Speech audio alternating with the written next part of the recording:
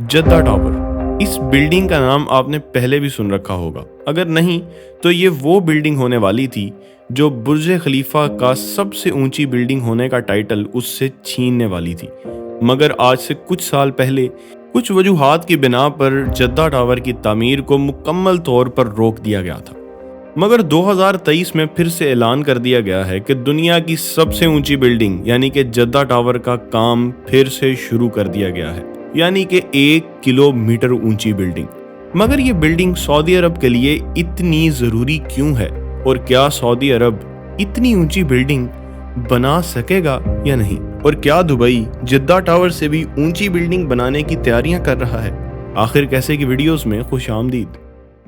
Saudi अरब जो कि line city या नियोम सिटी जैसे और भी बड़े बड़े मेगा प्रोजेक्ट्स की वजह से पूरी दुनिया में मशहूर है, वो आज से कुछ साल पहले दुनिया की सबसे बड़ी बिल्डिंग बनाने जा रहा था। मगर फिर अचानक उस बिल्डिंग की तामीर को रोक दिया गया। जद्दा टावर की मुकम्मल कहानी जानने के लिए हमें कुछ साल पीछे जाना पड़ेगा। हैरत अंगेज तौर पर दुनिया की इतनी ऊंची बिल्डिंग को डिजाइन करना कोई आसान काम नहीं था, और वो भी ऐसी बिल्डिंग जिसकी लंबाई 1 किलोमीटर तक हो। इसीलिए दुनिया के बड़े बड़े आर्किटेक्ट्स को इस प्रोजेक्ट के डिजाइन के मुकाबले में हिस्सा लेने के लिए चुना गया, और आखिरकार इसमें जीत हुई अमेरिकन आर्किटेक्ट एड्रियन स्मिथ की, जिनका बनाया हुआ डिजाइन वाकई ही शानदार था। और ये वही आर्किटेक्ट हैं जो इससे पहले बुर्ज खलीफा और दुनिया की और बहुत बड़ी बड़ी बिल्डिंग्स के आर्किटेक्ट रह चुके हैं। डिज़ाइन कंप्लीट होने के बाद कंस्ट्रक्शन के लिए मेन कंपनी भी सेलेक्ट कर ली गई, और जद्दा टावर का प्रोजेक्ट सऊदी अरब की construction firm Bin Laden group को दिया गया, और जद्दा टावर की बुनियाद रखना शुरू करने के लिए $1.2 बिलियन पर यह डील डन कर दी गई। अब इस प्रोजेक्ट के लिए सबसे बड़ी फंडिंग किंगडम होल्डिंग कंपनी की तरफ से आ रही थी, जिसकी सरबराही सऊदी शहजादा अल वलीद बिन तलाल कर रहे थे। और फिर 5 साल की मंसूबाबंदी के बाद आखिरकार 2013 में इस बिल्डिंग की तामीर शुरू कर दी गई। अब जब सब कुछ बिल्कुल स्मूथली चल रहा था और 2017 तक इस बिल्डिंग की हाइट 252 मीटर्स तक पहुंच चुकी थी, और दुनिया की सबसे ऊंची बिल्डिंग बनाने का काम बहुत तेजी से जारी था। मगर फिर कुछ ऐसा हुआ जिसने सब कुछ बदल के रख दिया। 2017 में ही सऊदी अरब में बहुत बड़ी गिरफ्तारियों का एक सिलसिला शुरू हुआ, जिसमें शहजादों, हुकूमती ओहदेदारों और ताजिरों को निशाना बनाया गया। इसी साल किंगडम होल्डिंग कंपनी के मालिक और सऊदी बिन लादेन के चेयरमैन दोनों को गिरफ्तार कर लिया गया, जिसके नतीजे में दूसरे मेगा प्रोजेक्ट्स जैसे कि नियोम सिटी और लाइन सिटी जैसे प्रोजेक्ट्स को कोई बहुत बड़ा धचका नहीं लगा, क्योंकि उनकी बहुत बड़ी फंडिंग्स बाहर से आ रही थी। जबकि जद्दा टावर के केस में ऐसा बिल्कुल भी नहीं था, क्योंकि जद्दा टावर एक प्राइवेट प्रोजेक्ट था और जिसकी कामयाबी बड़ी हद तक सिर्फ चंद अफराद की फंडिंग पर टिकी हुई थी, जिनमें से बहुत से लोग गिरफ्तार हो चुके थे, जिसकी वजह से जद्दा टावर के प्रोजेक्ट को बहुत बड़ा धचका लगा, और 2018 आते आते इस प्रोजेक्ट का काम बिल्कुल रुक गया,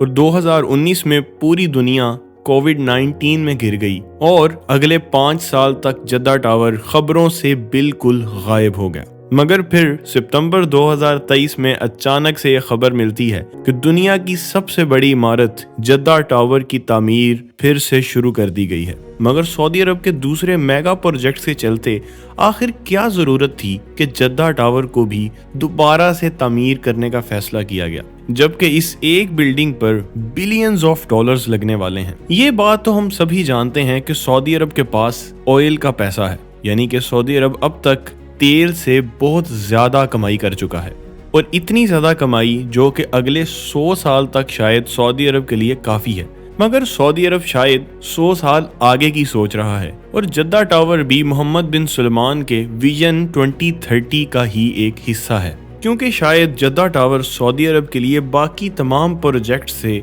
बहुत ज्यादा फायदेमंद साबित हो सकता है, जिसको समझने के लिए हमें दुबई का रुख करना पड़ेगा, जहां पर इस वक्त दुनिया की सबसे बड़ी बिल्डिंग मौजूद है, यानी कि बुर्ज खलीफा। अगर आप कभी दुबई जाते हैं या किसी को भी दुबई जाते हुए देखते हैं तो आपके जहन में क्या आता है? बुर्ज खलीफा। मगर दुबई में तो और भी बहुत बड़े बड़े मेगा प्रोजेक्ट्स मौजूद हैं, मगर फिर भी सबके जहन में सबसे पहली चीज़ बुर्ज खलीफा ही क्यों आती है? क्योंकि वो दुनिया की सबसे बड़ी बिल्डिंग है। جس کی مین وجہ ہے انسانی فطرت، کیونکہ انسان فطری طور پر دنیا کی سب سے اونچی، سب سے بڑی یا سب سے خوبصورت چیزوں کی طرف ہی اٹریکٹ ہوتا ہے، اور یہی وجہ ہے کہ اب ہر سال دنیا سے لاکھوں لوگ صرف دنیا کی سب سے بڑی بلڈنگ برج خلیفہ دیکھنے کے لیے دبئی جاتے ہیں، اور برج خلیفہ دبئی کی کامیابی کی بڑی وجوہات میں سے ایک ہے، اور یہی وجہ ہے کہ سعودی عرب اپنے میگا پروجیکٹ سے دنیا کی توجہ اپنی طرف کھینچنا چاہتا ہے، کیونکہ وہ جانتا ہے کہ آئل کا راج اب کوئی بہت زیادہ دیر شاید نہ چل پائے، کیونکہ دنیا الیکٹرک کارز اور سولر ٹیکنالوجی کی طرف شفٹ ہوتی جا رہی ہے، اور اسی وجہ سے سعودی عرب جدید قسم کے پروجیکٹ سے پوری دنیا میں اپنا نام بنانا چاہ رہا ہے۔ دبئی کے برج خلیفہ کی ہائٹ جہاں پر 828 میٹر ہے، وہیں پر جدہ ٹاور کی ہائٹ 1000 میٹر تک ہونے والی ہے، جسے اگر کمپلیٹ کر لیا جاتا ہے تو یہ انسانی تاریخ کے سب سے بڑے کارناموں میں سے ایک ہوگا۔ اب جدہ ٹاور کی تعمیر کے لیے دنیا کی بہت بڑی کمپنیز کو ہائر کیا گیا ہے، جن میں سے ایک نام سکانسا کا بھی ہے، اور سکانسا کو کوئی اور نہیں بلکہ سیمسنگ اون کرتا ہے، اور اس سے پہلے بھی سیمسنگ کی کنسٹرکشن کمپنی دنیا کی بڑی بڑی بلڈنگز یہاں تک کہ برج خلیفہ کی تعمیر میں بھی شامل تھی۔ اب سعودی عرب کی صحرائی زمین پر 50 فلور کی بلڈنگ کی فاؤنڈیشن بنانا بھی کوئی آسان کام نہیں ہے، اور یہاں پر بات ہو رہی ہے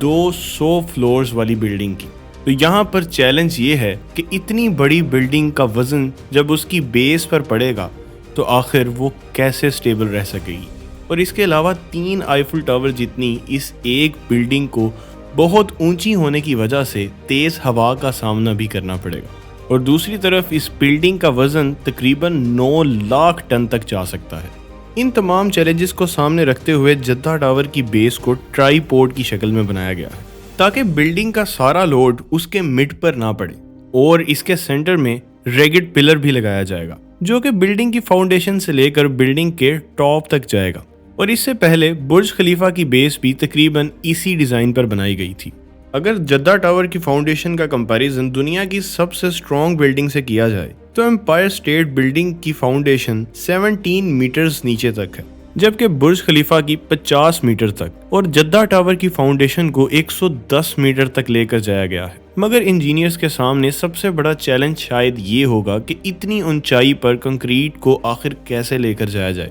کیونکہ دنیا میں سب سے پاورفل پمپ بھی کنکریٹ کو صرف 500 میٹر تک ہی اوپر لے کر جا سکتا ہے، اور اتنی اونچائی پر جاتے جاتے کنکریٹ کافی حد تک سوکھ جاتی ہے، اس لیے اتنی اونچائی پر کنکریٹ پہنچانے کے لیے کرینز کا سہارا لیا جائے گا۔ اور اگر جدہ ٹاور کمپلیٹ ہو جاتا ہے تو اس میں 200 ہوٹل رومز، 600 اپارٹمنٹس اور دنیا کا سب سے اونچا آبزرویشن ڈیک بھی ہوگا، اور اس میں دنیا کی سب سے فاسٹسٹ ایلیویٹرز لگائی جائیں گی جو صرف 1 سیکنڈ میں 10 میٹر کا فاصلہ طے کر لیں گی۔ جدہ ٹاور کے بننے سے سعودی عرب کو بہت زیادہ فائدہ ہوگا، اور پوری دنیا میں سعودی عرب اور بھی زیادہ مشہور ہو جائے گا، مگر دوسری طرف دبئی اس سے بالکل بھی خوش نہیں ہے، کیونکہ دبئی میں موجود دنیا کی سب سے بڑی عمارت دوسرے نمبر پر آ جائے گی، کیونکہ دبئی بالکل بھی نہیں چاہتا،